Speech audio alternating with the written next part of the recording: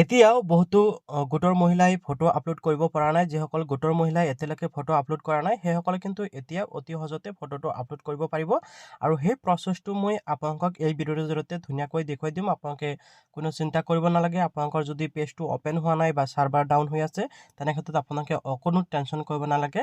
আপোনালোকে 100% অতি সহজতে ক'তো নোযোৱাকৈ আপোনাৰ হাতত থকা মোবাইলটোৰ জৰিয়তে ফটো আপলোড কৰিব পাৰিব। আৰু অলৰেডি মই ইয়াতে চাওক ফটো আপলোড ছাকচেছফুল অলপ আগতে মানে জাষ্ট এই মাত্ৰ মই এটা ফটো আপলোড কৰিলোঁ আৰু তলত আপোনালোকে ফটোটো দেখিবলৈ হৈছে। তো এতিয়া আপোনালোকে ইয়াতে কেনেকৈ ফটো আপলোড কৰিব, কেনেকৈ ৰেজিষ্ট্ৰেশ্যন কৰিব, মানে আপোনাৰ অলৰেডি ৰেজিষ্ট্ৰেশ্যন কৰা আছে, কেনেকৈ লগ ইন কৰি আপোনালোকে ফটো আপলোড কৰিব, সেয়া মই আপোনালোকক দেখুৱাম। তো আপোনালোকে জাষ্ট কি কৰিব, আপোনাৰ মই অলৰেডি ইয়াতে লগ ইন কৰি ৰাখিছোঁ। মই লগ আউট কৰি আকৌ লগ ইন কৰি আপোনালোকক দেখুৱাই আছোঁ যে কেনেকৈ আপোনালোকে প্ৰচেছটো কমপ্লিট কৰিব লাগিব। তো ভিডিঅ'টো কিন্তু আপোনালোকৰ বাবে খুবেই হেল্পফুল হ'বলৈ গৈ আছে। সেয়ে আপোনালোকে সকলোৱে ভিডিঅ'টো লাইক এটা কৰিব আৰু চেনেলটো ছাবস্ক্ৰাইব কৰিব আগন্তুক দিনত তেনেকুৱা ইম্পৰ্টেণ্ট আপডেটসমূহ পাই থাকিবলৈ। অ'কে, তো এতিয়া চাওক আপোনালোকে কি কৰিব। মই আপোনালোকৰ সুবিধাৰ্থে জাষ্ট কি কৰিছোঁ, ভিডিঅ'টো ডিছক্ৰিপশ্যনত লিংক দি ৰাখিছোঁ। আপোনালোকে সেই লিংকত ক্লিক কৰিলে আপোনালোকৰ সন্মুখত এনেকুৱাকৈ ৱেবছাইটটো অ'পেন হ'ব। ইয়াতে চাওক ৱৰ্ল্ড এনভাইৰনমেণ্টেল ডে 5 জুন আপোনালোকে দেখিবলৈ আছে, এনেকুৱাকৈ আপোনালোকৰ সন্মুখত আহিব। আৰু ইয়াৰ পৰা কিন্তু আপোনালোকে ফটোটো ইজিলি আপলোড কৰিব পাৰিব। তো আপোনালোকে কি কৰিব, ভিডিঅ'টো ডিছক্ৰিপশ্যনত দিয়া লিংকত গৈ আপোনালোকে এই ৱেবছাইটত আহিব আৰু ইয়াতে স্ক্ৰল ডাউন কৰিলে plant at Amrit tree for mothers আপোনালোকে দেখিবলৈ আছে, এনেকৈ দেখিবলৈ পাব। এতিয়া আপোনালোকে স্ক্ৰল ডাউন হৈ আহিলে এতিয়া আপোনালোকে দেখিবলৈ আছে আপোনাৰ মোবাইল নাম্বাৰ দিবলৈ দিছে। অ'কে, তো এটা কথা, আপোনাৰ যদি অলৰেডি অমৃত বৃক্ষ আন্দোলনৰ সময়ত ৰেজিষ্ট্ৰেশ্যন কৰা আছিল, তেনেক্ষেত্ৰত আপোনালোকে একো টেনশ্যন কৰিব নালাগে। অলৰেডি আপোনাৰ ইয়াতে ৰেজিষ্ট্ৰেশ্যন হৈ আছে। আপুনি জাষ্ট ইয়াতে আপোনাৰ মোবাইল নাম্বাৰটো এণ্টাৰ কৰিব লাগিব। অ'কে, তো মই ইয়াতে মোবাইল নাম্বাৰটো এণ্টাৰ কৰি দিম। এতিয়া চাওক মই মোবাইল নাম্বাৰটো এণ্টাৰ কৰিলোঁ। মোবাইল নাম্বাৰটো এণ্টাৰ কৰাৰ পাছত আপুনি জাষ্ট চেণ্ড অ' টি পি অপশ্যনত ক্লিক কৰি দিয়ক।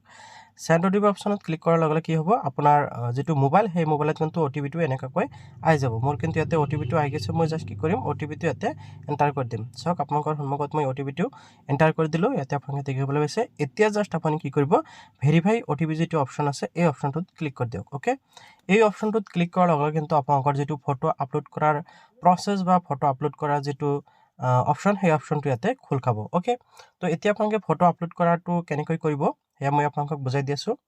হ'ল ফটো আপলোড কৰাৰ বাবে এই যিটো এপছ আছে GPS মেপ কেমেৰা, আপোনালোকে এই এপছটো কিন্তু বা এই কেমেৰাৰ এই এপছটো মোবাইলত ইনষ্টল কৰিব। আৰু ইয়াৰ জৰিয়তে আপোনালোকে ফটো কেপচাৰ কৰিলে আৰু ইয়াৰ জৰিয়তে যদি আপোনালোকে ফটো কেপচাৰ কৰে, চাওক আপোনালোকৰ মই গাড়ীৰ ভিতৰত আছোঁ। ইয়াতে চাওক তলত আপোনালোকে দেখিব আছে লোকেশ্যনৰ সৈতে কিন্তু আপোনাৰ ফটোটো কেপচাৰ হ'ব।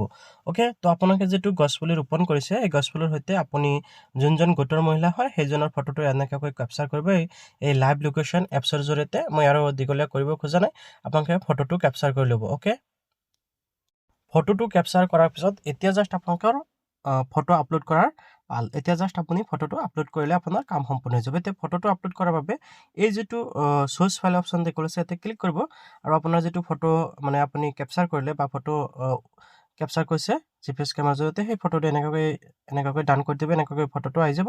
এতিয়া জাষ্ট আপুনি কি ট্ৰী প্লান্টেশ্যন কৰিছে, আপোনালোকে সেইটো লিখিব, কি গছ ৰোপণ কৰিলে সেইটো লিখিব নামটো।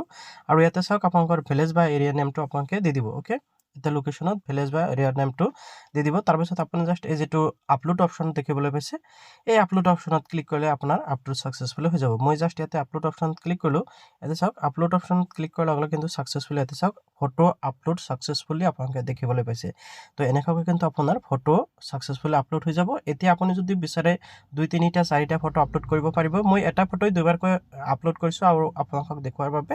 তো এনেকুৱাকৈ আপোনালোকে অতি সহজতে কিন্তু ফটোসমূহ আপলোড কৰিব পাৰিব। তো আশা কৰিছোঁ আপুনি নিশ্চয় কেনেকৈ অতি সহজতে ফটোটো আপলোড কৰিব পাৰিব। আৰু যদি আপোনালোকৰ প্ৰফাইলটো আপডেট কৰিবলগীয়া আছে, তেনেক্ষেত্ৰত মাই প্ৰফাইলৰ অপশ্যনত গৈ আপোনালোকে প্ৰফাইলটো আপডেট কৰিব পাৰিব। তো আশা কৰিছোঁ আপুনি নিশ্চয় বুজি পাইছে যে আপোনালোকে যিসকল গোটৰ মহিলা আছে, সেইসকলে কেনেকৈ অতি সহজতে ফটোটো আপলোড কৰিব পাৰিব।